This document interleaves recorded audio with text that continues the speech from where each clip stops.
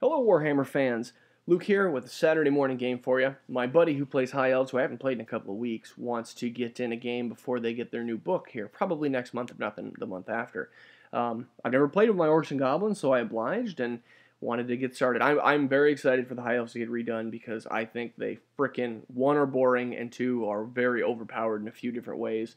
So I definitely want I'm in favor of all the armies getting redone. I love the new balance, and I'm looking for these guys not to be so awful to fight.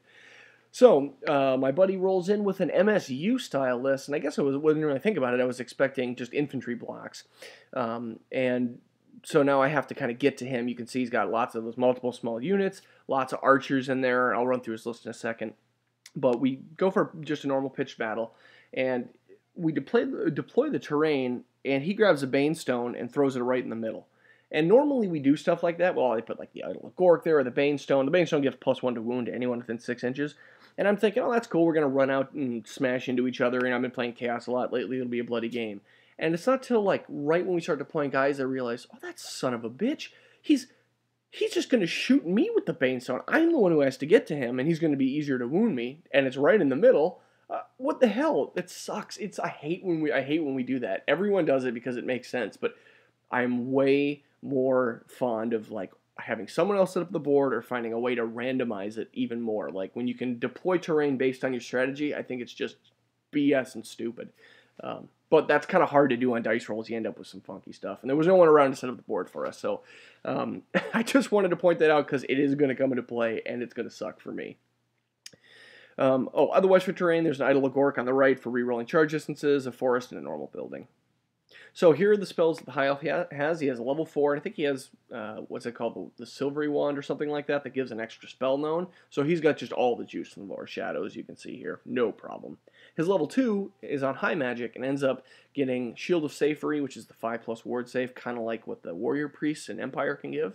And he also has the Curse of Arrow Attraction, which was a lucky roll for him that allows him to debuff a unit and reroll any misses with shooting attacks on them. So that's good in his army. So here's what he's got. He's got an Eagle, a Repeater Bolt Thrower, White Lion group with a level 4 Mage in there, about 14 archers with a level 2, a second Eagle, about 14 Sword Masters with a BSB, about 14 archers, a third Eagle, and about 14 Sword Masters. So very small, very painful. I just kind of grabbed the same list I was playing with last time with a few alterations. I figured, I know I'm fighting High Elves, let's throw a couple more chariots in there if we can, because I need impact hits. They're going to go first, so I got to slam into them. So I've got a Wolf Chariot, a unit of 3 Wolf Chariots, just kind of proxying there because I only have 1. A Doom Diver, a Boar Chariot, Mangler Squig, my Squig Horde again, which is not the best to have against High Elves, but if they do blow up, High Elves are low toughness, so that is usually pretty good. Then I've got 6 River Trolls, a Night Goblin bus with a BSB and a level 2 Mage in there. I've got Itchy Nuisance on the Mage, and I think Sneaky Stabbin'. Yeah, that's what he's got. Then I've got my Horde of Savages with my level 4 in there, and my level 4 is rocking with Foot and Hand, and then 2 of the direct damage spells. So really only Foot and Hand is what I care about right now. Then I've got a Mangler Squig, a second one in front of him, a Rock Lobba in the back, Boar Boys, a second Boar Chariot, and a Spear Chukka. So, yeah, a little bit of shooting. A lot of hopefully fast moving stuff. Got to get to him, but it's going to be a I have to get to him type of battle. So he comes out with his Eagles, not too aggressively here on the right. On the left, his Eagle goes kind of by this building here, so I can't really get a charge off on him. And his Sword Masters move in to set up the killing zone, should I get to him. During Magic, it's 10 dice to 6. He ends up having the Banner of Sorcery, which gives him plus D3 casting dice every phase. So that ends up putting him at 10 to 6, I should say. He casts Melkoth, targeting movement on my Savages. He rolls like an 11 on 2 dice, so I let that go. That would eat up all my dice to try to dispel it. And he ends up getting -3 to their movement. He casts Enfeebling Foe on my Chariots over here. I let it go because I'm not too worried about it right now, and then he ends up getting 3 strength debuffed on him. Then he throws 5 dice at the Withering on my Squigs to lower their toughness, and I throw all 6 dispel dice at that, and I get it irresistibly. During shooting, his archers shoot at my Mangler, landing 2 wounds, and his Repeater Bolt Thrower has to finish it off. During the rest of shooting, basically everyone targets the Squig Herd. So at first he does 2, then 4, then 6 more, which triggers a panic test, which they pass. This is when I realized, holy crap, I got to get these guys out of here. They're going to get shot and blow up in my own lines, and that's going to suck. So I got to get going fast with them. We go into greenskins turn 1. My mangler squig, I just take a picture of this because he goes roaring up at like 14 inches or something like that and goes 1 inch in front of the eagle. One more would have been nice, but I love it when manglers do something unexpected like that and just come ripping out of the gates. It just makes me happy.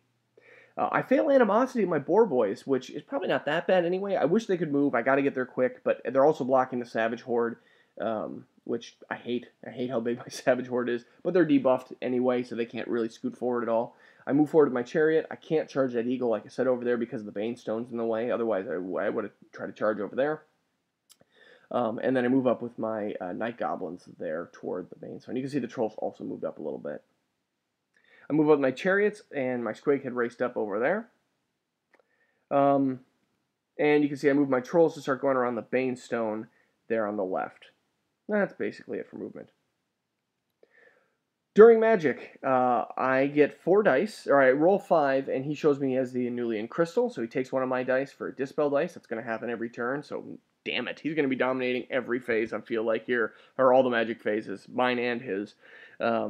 So I take all 4 dice, you know what, I'm at a disadvantage here to cast. I throw them, and I get Hand of Gork. I target it at the squigs, and I end up moving them, and I put them right in his face. Here, as far as I can go, have some squigs, because I do not want them near me when you shoot them and blow them up. So hopefully that'll work out well for me, and they'll blow up in his face. During shooting, my spear chucka misses. My rock lava drifts off, but does manage to kill 1 archer, but not the sword masters I was aiming for. And my Doom Diver drifts way off the board, and I can't correct far enough. So, unfortunately, not very good shooting for me this turn. Hopefully that'll pick up. Alright, High Elf turn 2. His eagle goes into my chariots. I decide to hold, and we'll try to debuff my magic there, so I'm not at strength, well, 1.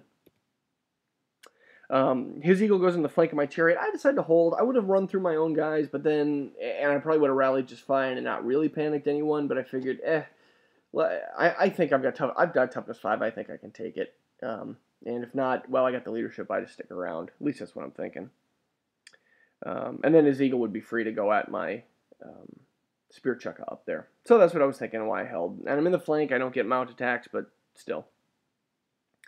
So here, his eagle starts flying past my dudes to go in my back lines, and he has to land because it triggers the manglers, or I'm sorry, triggers the fanatics.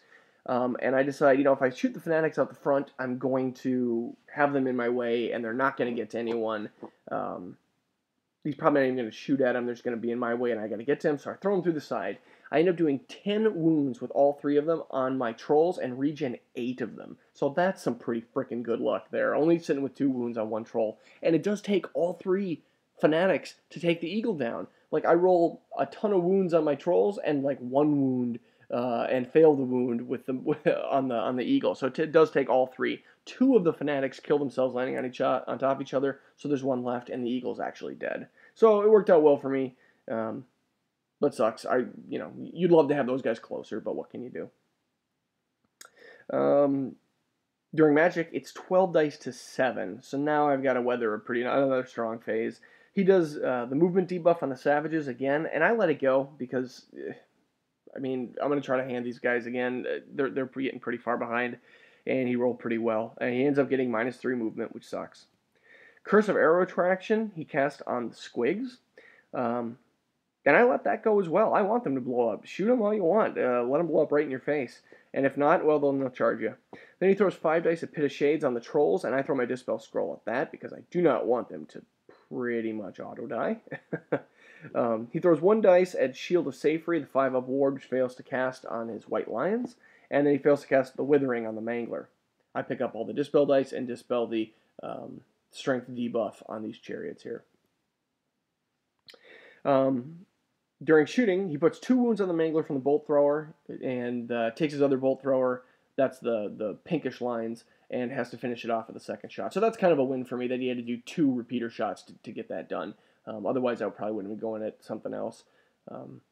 Then the archers aim at the squigs, kill 7 squigs and 2 handlers, which does trigger a panic test. So it's leadership 5. Here's what I'm thinking. I'm wide. I want these guys to blow up. I pick up the dice, roll the leadership, and I frickin' pass it on a 4, which sucks, because that means I passed it for the phase. I'll blow up if he kills all my handlers, but I've got a decent amount of handlers left, which just means he's probably going to be shooting squigs, which will lower the amount when I explode. So the way it works is it's when all the night goblins in there are dead, or if you panic, you explode, and it's D6 strength 5 hits, plus 1 for every 5 squigs when you panic and explode. So I have 10 there. It would have been plus 3 right now. I think plus 3 after these wounds, but now it's probably not going to be that way. And as he knocks more of my guys off, that's going to lower the distance, or it's going to increase the distance for me to those other units. So this would have been the right time to panic and blow up. Unfortunately, that doesn't happen. Then his other archers keep shooting and eventually kill off all the night goblins, which means I blow up. But I'm at a very small number when I blow up. So it's just the D6. I roll 6 for the distance, because when you blow up, it's 2d6 for the distance of units you hit. I only hit the first archer group right in front of me and the one to the right, 6 on the distance roll, and I only do 1 wound to the group in front of me and 3 to the one in the back. So that sucks. That could have been really nice if had I rolled well and still been as wide as I was. I might have even got the swordmasters on the left and maybe those white lions, but most likely the 3 in front of me. But unfortunately, it didn't go that way. The squigs just really cost me a bunch of points and didn't really buy me anything. It did focus a bit of shooting, but I don't feel like I'm going to have a lot of speed to capitalize on it. So, unfortunately, that was a good shooting for him and did not really cost him much. Guess just after the squigs blew up here, and I guess just another picture. In close combat, unfortunately, I fail fear over here. We fail to wound each other, but he wins by 1. I break, and he fails to catch me. So that sucks. And then my chariot lands 1 wound, but I lose combat because he's got me in a flank. And I hold, but unfortunately did not pass my leadership to reform, so he's still in my flank, which just sucks. Greenskins turn 2. I failed to rally, roll enough that I hit this magic circle down here, bounce through and off the board with my 3 totally ineffective chariots that I used poorly, so that sucks. I can't charge here to help him because the idol's in the way and I'm blocking, so I take my boar boys and just march them right up. They don't fail any animosity or anything like that, so I'm going to march them up and get them into combat. They're probably going to get shot, but let's get up there. And then I just move the 2 inches I can with marching with my savages. During Magic, it's 4 dice to 5. With the Anulian Crystal, he is beating me now in Dispel dice. And he beats me to, he's effectively a level 5 Dispeller, and I just try to throw all my dice to cast Hand of Gork, moving my savages forward, and he shuts it down. The Rock Lava hits 3 Swordmasters and kills them. My Spear Chukka misses the Eagle, and because of that, I take the Doom Diver and shoot at the Eagle. I don't have a little explosion marker here, I'm just noticing, but the Doom Diver has to finish off the Eagle, which he does. In close combat, I land 1 wound, which is a tie because he was in my flank, and I was able to reform and face him now. So we're going to be locked in combat longer than I wanted, of course, but hopefully we can finish this off quick and get back into the fight. And here's what the end of the turn looks like. So going into the High Elf turn 3, his white lions go into my chariot, and I flee because he's not going to be in the forest. He's probably not going to have any dangerous terrain issues or anything like that. And this was a bad call. I shouldn't have fled because now I'm realizing afterwards I don't have the leadership probably to rally. I only have 2 turns of buffer there. He's on a 7. Yeah, I probably should have just taken it. But I flee, and he redirects into my trolls. Now, it looks a little weird. It looks like he got a lot of movement here.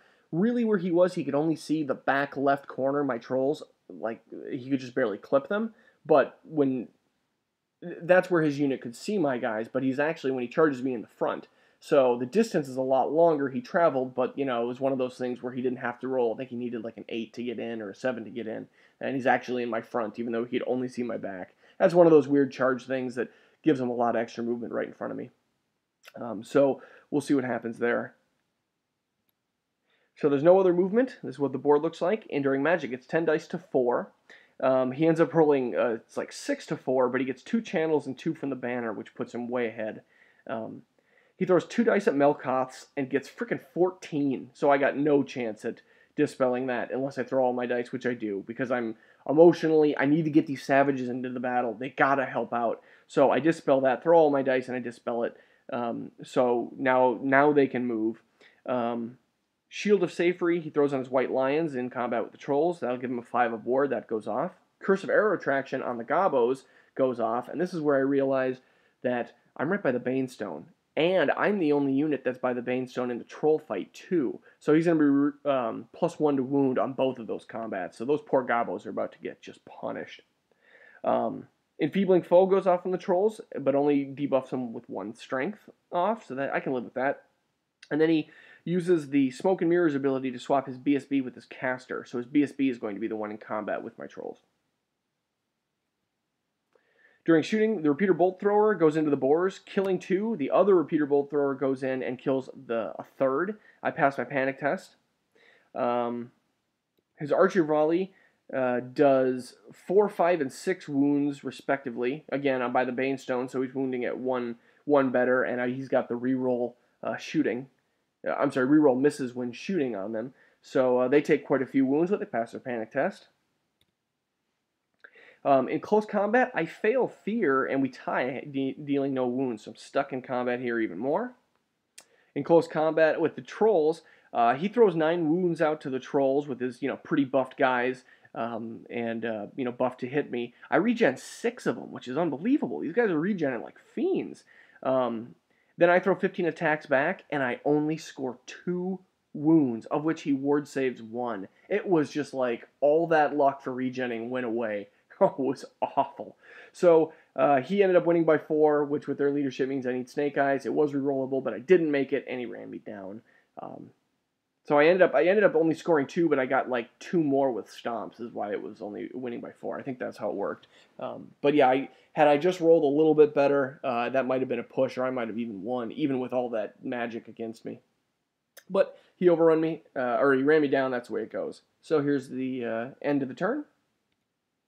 All right, Orcs and Goblins, we've got to get something going here. I try to charge the archers, and I try to charge them with my Night Goblins, needing an 8 to get in. Now, this isn't the smartest play, but they're getting shot to hell, and with an 8, that's enough for me to try to pick up the dice and get in there. And I figure with all the ranks that I have, with the BSB, with his great weapon up there, and with the nets that I have in my Night Goblins, I can probably win